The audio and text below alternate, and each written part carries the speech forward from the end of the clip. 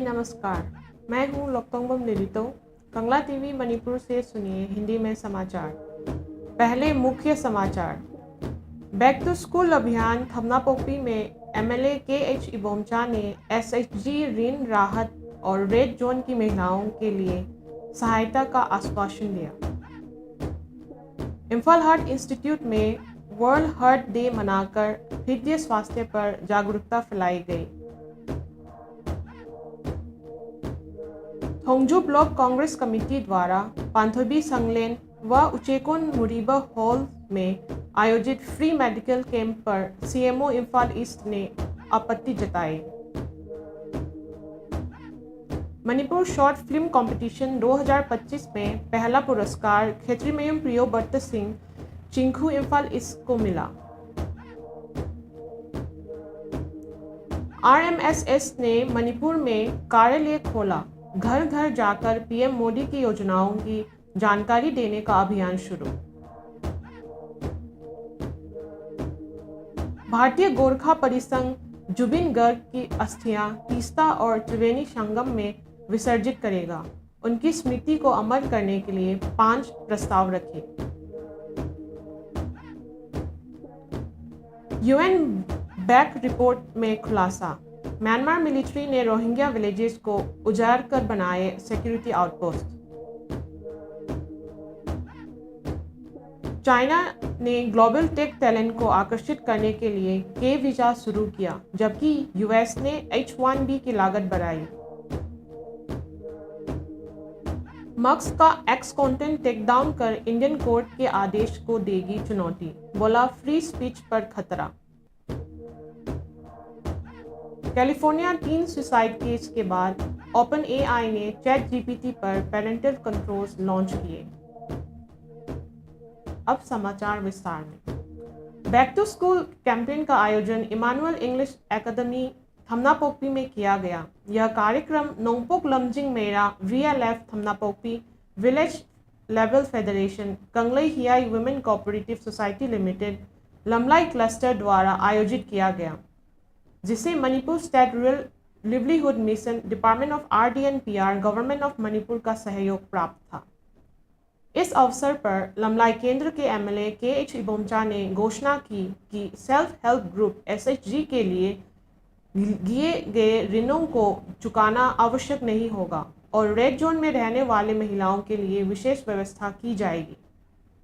अपने भाषण में एमएलए के.एच. इबोमचा ने कहा कि लमलाई केंद्र के अंतर्गत यांगपोक्पी और थमनापोक्पी क्षेत्रों में कई परिवार संघर्ष के कारण गंभीर कठिनाई से गुजर रहे हैं और कुछ ने सब कुछ खो दिया है। उन्होंने यह भी बताया कि जिन सदस्यों ने पहले SHG के माध्यम से ऋण लिया था वह उसे चुकाने में असमर्थ है और बैंक द्वारा दबाव बनाने में उन्हें भारी परेशानी का सामना करना पड़ रहा है। उन्होंने आश्वासन दिया कि बैंकों को इस कठिन समय में SHG के जबरन ऋण वसूली करने से रोका जाएगा। साथ ही उन्होंने स्पष्ट किया कि यह पहल चुनाव या वोट खरीदने से जुड़ी नहीं है, बल्कि वास्तव में जनता की मदद करने के उद्देश्य से की जा रही है।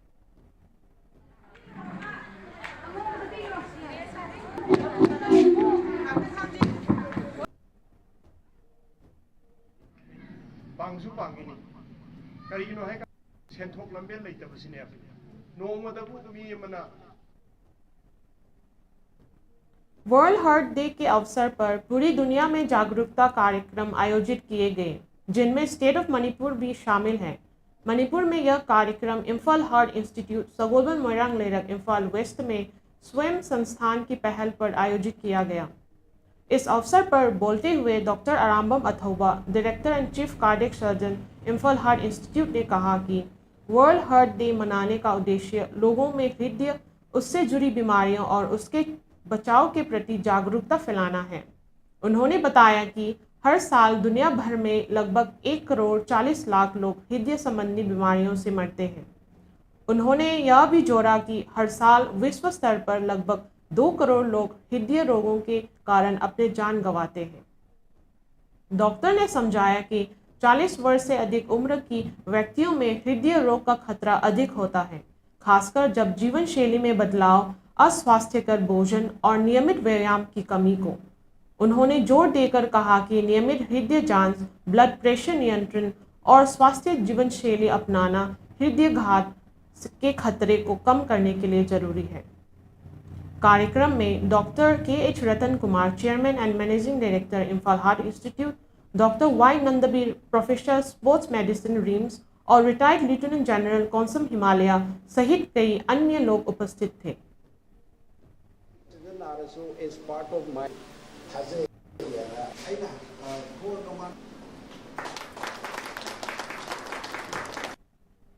Crores people dying.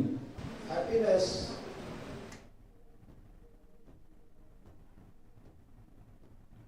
थोंगजुक block Congress committee द्वारा आज सोशल वर्कर सेराम नेकेन की पहल पर सीएमओ इम्फाल ईस्ट ऑफिस के सामने एक फ्री मेडिकल कैंप का आयोजन किया गया।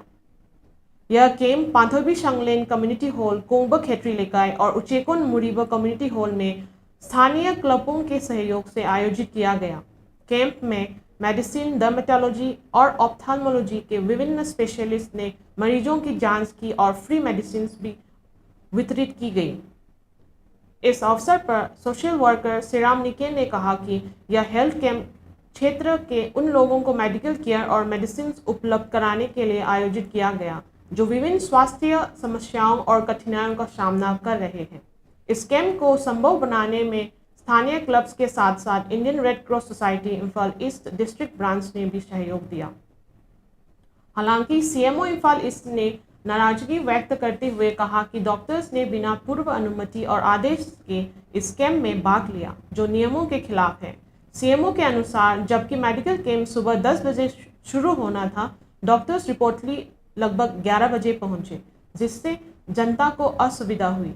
ऐसी लापरवाही अत्यंत निराशाजनक है, सीएमओ ने कहा और जुड़ा कि यदि ऐसे मामले जारी रहे तो राज्य में हेल्थ सेक्टर को गंभीर नुकसान हो सकता है। उन्होंने आगे कहा कि हेल्थ डायरेक्टोरेट और सीएमओ ऑफिस इस मामले को गंभीरता से देखेंगे और भविष्य में उचित कार्रवाई करेंगे। उन्होंने यह भी चेतावनी दी कि भविष्य में ऐसे किसी भी मेडिकल कैंप के आयोजन से पहले उचित प्रक्रियाओं का पालन करना अनिवार्य होगा। साथ ही फ्री मेडिकल चेकअप्स और इसेंशियल मेडिसिन के वितरित की पहल को अधिक संगठित ढंग से संचालन किया जाना चाहिए।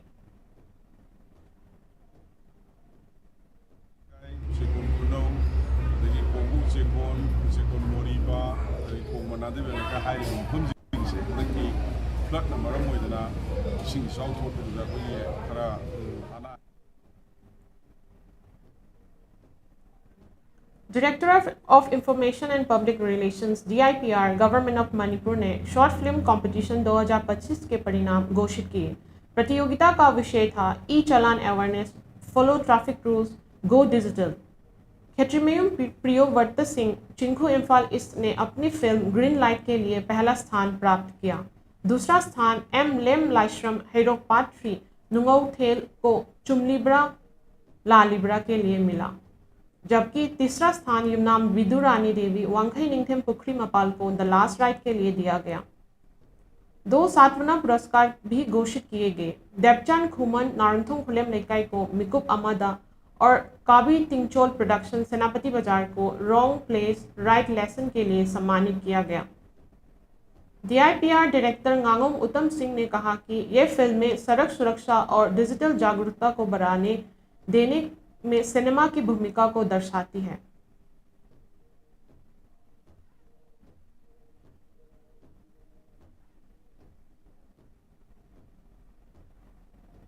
राष्ट्रीय मोदी सेवा समिति RMSS ने नेशनल जनरल सेक्रेटरी अय्यप्पन रिविया ने कहा कि संगठन के कार्यकर्ता प्रधानमंत्री नरेंद्र मोदी के नेतृत्व में शुरू की गई विभिन्न योजनाओं के बारे में जागरूकता फैलाने के लिए घर घर जाकर लोगों को जानकारी देने ताकि वे इन योजनाओं का लाभ उठा सके। यह घोषणा सगोलबन तेरा लोकराकम लेकाई स्थित राष्ट्रीय मोदी सेवा समिति मणिपुर प्रदेश ऑफिस के उद्घाटन अवसर पर की गई। इस दौरान अय्यप्पन रिविया ने रिबन काटकर कार्यालय का उद्घाटन किया। इस कार्यक्रम में RMSS state president Sanasam Surjit Singh, RMSS state general secretary administration Yumnam Sana, RMSS state general secretary organisation Thomas Moirangthem, RMSS state president Thiyujam Premjit, विभिन्न जिला अध्यक्ष, युवा नेता और कई अन्य लोग उपस्थित थे।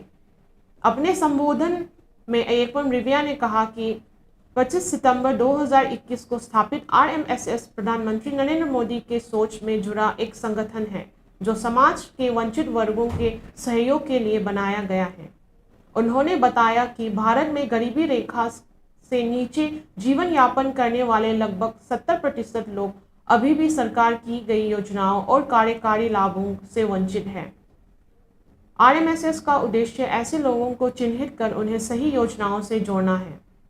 इस मिशन के तहत RMSS के सदस्य मणिपुर के गांव-गांव और घर-घर जाकर जागरूकता फैलाएंगे और पात्र लाभार्थियों को योजनाओं से जोड़ेंगे।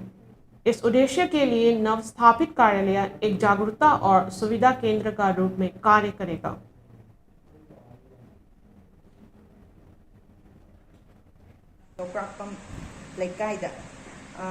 ngasiगी संगाब असिदा सरुक याबिरिबसिंग कोई स्टेट प्रेसिडेंट अदुगा कोई डिस्ट्रिक्ट की फम पुगिरिबा अदगी युवा मोर्चा।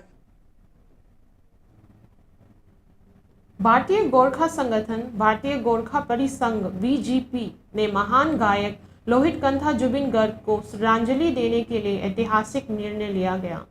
उनके निधन के 11वें दिन काहिलीपारा स्थित निवास पर आयोजित दोहा कार्यक्रम के दौरान परिसंघ ने घोषणा की कि उनकी अस्थियां 2 पवित्र संगम स्थलों पर विसर्जित की जाएगी, त्रिवेणी संगम प्रयागराज उत्तर प्रदेश और Teesta Rangeet conference Darjeeling Gorkhaland territorial administration. Zubeen Garg के निधन से भारतीय सांस्कृतिक जगत में अपूर्णीय शून्य पैदा हो गया है। वे केवल गायक ही नहीं बल्कि एक सांस्कृतिक सेतु थे जिन्होंने असम, नॉर्थ ईस्ट और पूरे भारत की विविधताओं को जोड़ा। मखमली, जझालको, तिमरो, मयाको और सिराइमा सिरबांदी जैसे गीतों के जरिए उन्होंने गोरखा समुदाय को भी विशेष सम्मान दिया। तिहार जैसे त्योहारों में वे गोरखा परिवारों के साथ भाई टीका ग्रहण करते और सेल रोटी व तिल अचार जैसे पारंपरिक व्यंजनों का आनंद लेते थे। BJP नेताओं ने याद किया कि 2011 में संगठन ने भारत रत्न डॉक्टर भूपेन हजारिका की अस्थियां भी तीस्ता में विसर्जित की थी। इस बार नॉर्थ ईस्टर्न असम और उत्तर प्रदेश कमिटीज मिलकर जुबिन गर्ग की अस्थि विसर्जन का आयोजन करेंगे। इसके साथ ही BJP ने असम गवर्नमेंट के समक्ष 5 महत्वपूर्ण प्रस्ताव भी रखे हैं। इनमें शामिल है कमरकुची सोनापुर सर्कल को जुबिन नगर नाम देना, लगभग 40,000 गीतों का डिजिटल बनाना और उनके कार्यों को सुरक्षित रखने के लिए आधुनिक सांस्कृतिक ढांचा तैयार करना।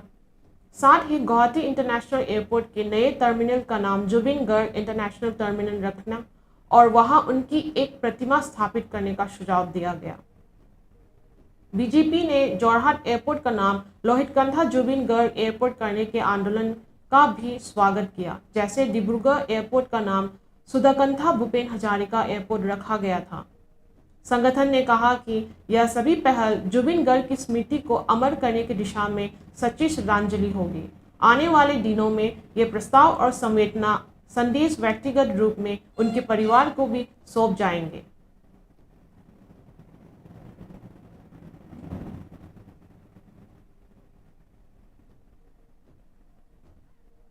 UN बैक इन्वेस्टिगेशन ने खुलासा किया कि म्यांमार की मिलिट्री ने 2017 में रखीने स्टेट से मुस्लिम माइनॉरिटी रोहिंग्या को बेट खेल करने का बाद उनकी विलेजेस और मॉक्स को व्यवस्थित तरीके से नष्ट कर दिया और इस जमीन पर सिक्योरिटी आउटपोस्ट बनाए। यह हिंसक अभियान अगस्त 2017 में मिलिटेंट अटैक्स के बाद शुरू हुआ था, जिसके चलते लाखों रोहिंग्या को बांग्लादेश भागना पड़ा। आज करीब 13 lakh refugees over crowded camps में रहे हैं। यूनाइटेड नेशंस ने इस अभियान को textbook example of ethnic cleansing कहा था। Independent investigative mechanism for Myanmar IIMM के अनुसार अथॉरिटीज को ऑफिशियल रिकॉर्ड से रोहिंग्या की लैंड राइट्स और टेन्योर की पूरी जानकारी थी, लेकिन फिर भी विलेजेस, सिमिट्रीज और फार्मलैंड को मिटा दिया गया। प्राइवेट कंपनीज ने भी स्टेट कॉन्ट्रैक्ट्स के तहत मशीनरी और लेबर मुहैया कराकर विलेजेस को बुलडोज करने और इंफ्रास्ट्रक्चर बनाने की सीधा सहयोग किया। रिपोर्ट में इन दिन का उदाहरण दिया गया जहां मिलिट्री ने सेटलमेंट्स को नष्ट कर फोर्टिफाइड कंपाउंड्स, परमानेंट बिल्डिंग्स, नए सड़कें और हेलीपैड्स का निर्माण सीधे रोहिंग्या गांवों के खंडहरों पर किया। म्यांमार की मिलिट्री बार बार जिनोसाइड से इनकार करती रही है, हालांकि उसने स्वीकार किया है कि इंडिविजुअल स्तर पर कुछ क्राइम्स हुए तो सकते हैं। या नया खुलासा ऐसे समय में आया है जब न्यूयॉर्क में रोहिंग्या क्राइसिस पर यूएन की हाई लेवल बैठक होने वाली है, जिसमें बांग्लादेश के रिफ्यूजीज कैंप की बिगड़ती स्थिति और रुके हुए रिपाट्रिएशन प्लान्स पर चर्चा होगी। IIMM, जिसे 2018 में म्यांमार में क्राइम्स की जांच के लिए स्थापित किया गया था, फिलहाल गंभीर फंडिंग शॉर्टेजेस से जूझ रहा है, जिससे उसके लिए सबूत इकट्ठा करना और मुश्किल हो रहा है। इस बीच रखीने स्टेट्स में लड़ाई जारी है, जिससे रोहिंग्या समुदाय एक बार फिर वायलेंस और डिस्प्लेसमेंट के खतरे का सामना कर रहे हैं। IIMM चीफ निकोलस खोमोंजिन ने कहा, इंटरनेशनल कम्युनिटी में व्यापक समिति है कि रोहिंग्या को तभी म्यांमार लौटने का अनुमति दी जानी चाहिए जब सेफ, वॉलंटरी और सस्टेनेबल रिपाट्रिएशन की स्थिति मौजूद हो।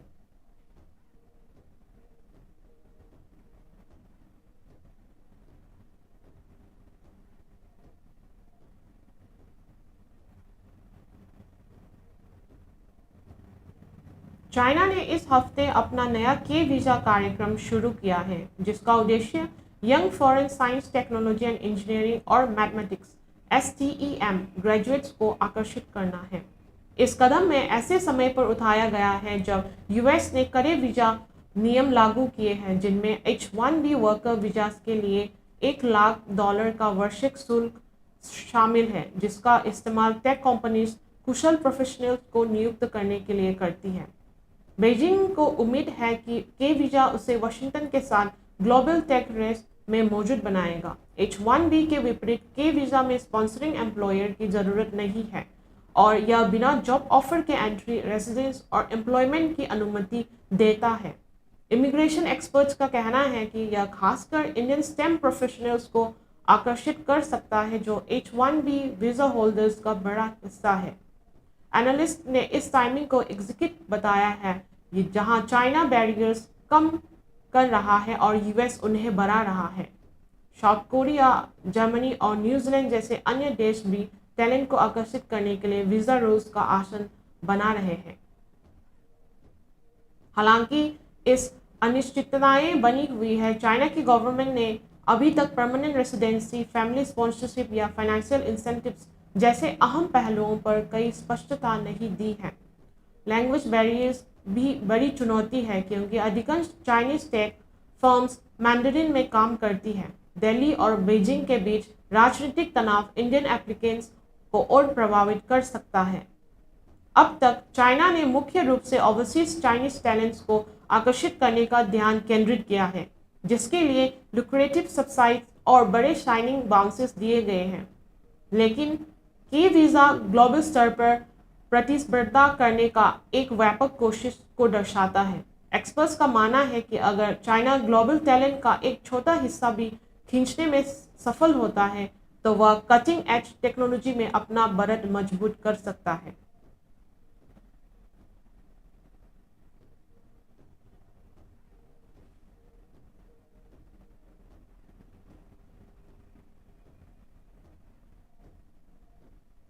मस्क ने स्वामित्व वाला सोशल मीडिया प्लेटफॉर्म X ने इंडिया की एक अदालत का आदेश पर गहरी चिंता व्यक्त की है, जिसने गवर्नमेंट की नई कंटेंट रिमूवल प्रणाली के खिलाफ उसकी चैलेंज को खारिज कर दिया।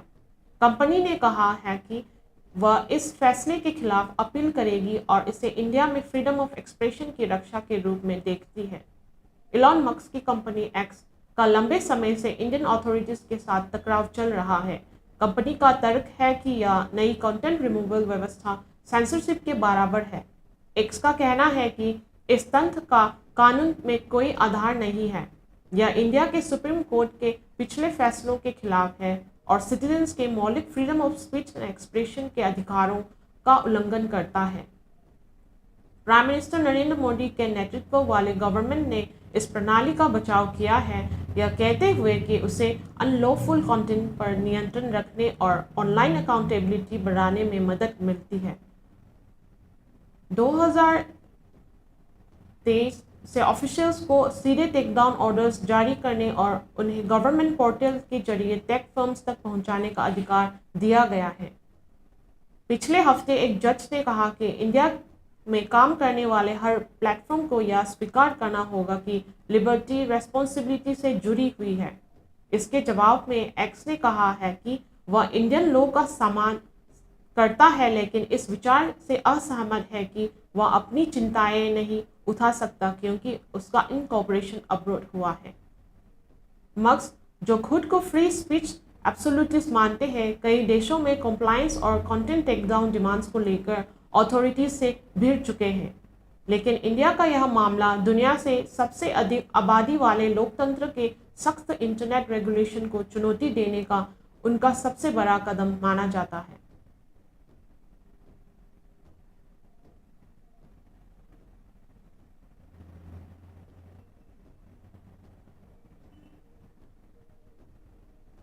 ओपन एआई ने चैट जीपीटी के लिए वेब और मोबाइल पर नए पेरेंटल कंट्रोल्स लॉन्च किए हैं। यह कदम कैलिफोर्निया के एक टीनेजर के माता पिता द्वारा तैयार मुकदमे के बाद उठाया गया है, जिनके बेटे ने आत्महत्या कर ली थी जब चैट बॉक्स से उसे कथित रूप से हानिकारक सलाह मिली थी। इस नई सुविधा के तहत पेरेंट्स और टीन्स अपने अकाउंट्स को लिंक कर सकते हैं और सेफगार्ड्स तभी सक्रिय होंगे जब दोनों पक्ष सहमत होंगे। पेरेंट्स जब सेंसिटिव कंटेंट के एक्सपोजर को सीमित कर सकते हैं, वॉइस मोड और इमेज जनरेशन को डिसेबल कर सकते हैं, क्वाइट आवर्स सेट कर सकते हैं और यह तय कर सकते हैं कि चैट जीपीटी कन्वर्सेशंस को याद रखें या उन्हें ट्रेनिंग के लिए उपयोग करें। हालांकि ओपन एआई ने स्पष्ट किया है कि पेरेंट्स और टीन के चैट ट्रांसक्रिप्ट देखने की अनुमति नहीं होगी, लेकिन रेयर केसेस में यदि कोई गंभीर सेफ्टी रिस्क डिटेक्ट होता है तो पेरेंट्स को सीमित जानकारी के साथ अलर्ट किया जा सकता है ताकि बच्चे की सुरक्षा सुनिश्चित की जा सके। माइक्रोसॉफ्ट बैक कंपनी ने बताया कि उसके लगभग मिलियन वीकली एक्टिव यूजर्स है। साथ ही यह एक एज प्रिडिक्शन सिस्टम भी बना रही है जो यह अनुमान लगाने की मदद करेगी कि कोई यूजर 18 साल से कम है या नहीं, ताकि तीन अप्रोप्रिएट सेटिंग्स अपने आप लागू हो सके। यह कदम ऐसे समय आया है जब एआई कंपनियों पर बढ़ती स्क्रूटनी हो रही है।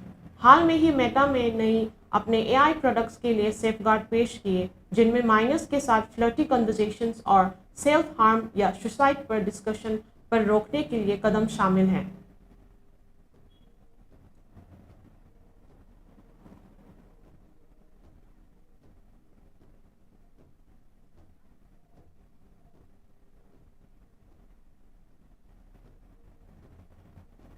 कंगला टीवी में हम मानते हैं कि हर आवाज़ मायने रखती है और हर कहानी महत्वपूर्ण होती है।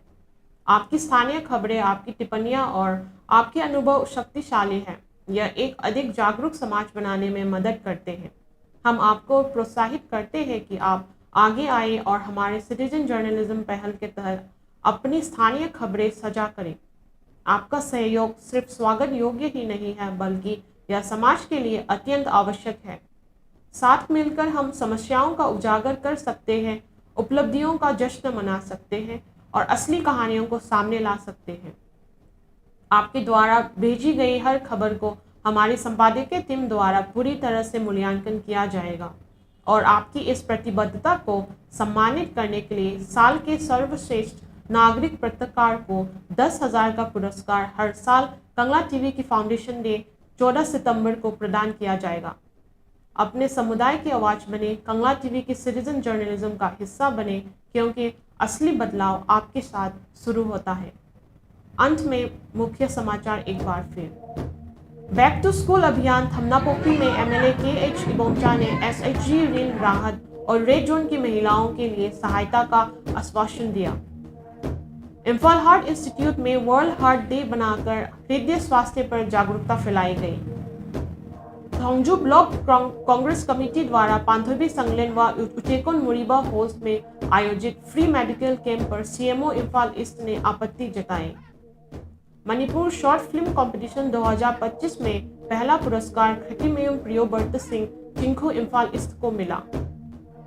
RMSS ने मणिपुर में कार्यालय खोला, घर घर जाकर पीएम मोदी की योजनाओं की जानकारी देने का अभियान शुरू।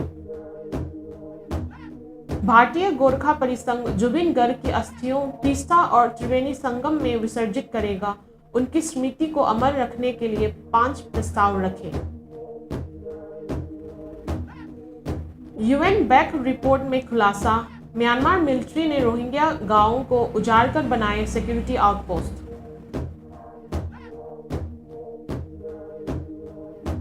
चाइना ने ग्लोबल टेक टैलेंट को आकर्षित करने के लिए के वीजा शुरू किया, जबकि यूएस ने H-1B की लागत बढ़ाई। मक्स का एक्स कंटेंट टेकडाउन पर इंडियन कोर्ट के आदेश को देगी चुनौती, बोला फ्री स्पीच पर खतरा। कैलिफोर्निया टीन सुसाइड केस के बाद OpenAI ने ChatGPT पर पेरेंटिंग कंट्रोल्स लॉन्च किए। आज के लिए इतना ही। मणिपुर से हिंदी में समाचार सुनने के लिए कंगला टीवी से जुड़े रहें। धन्यवाद।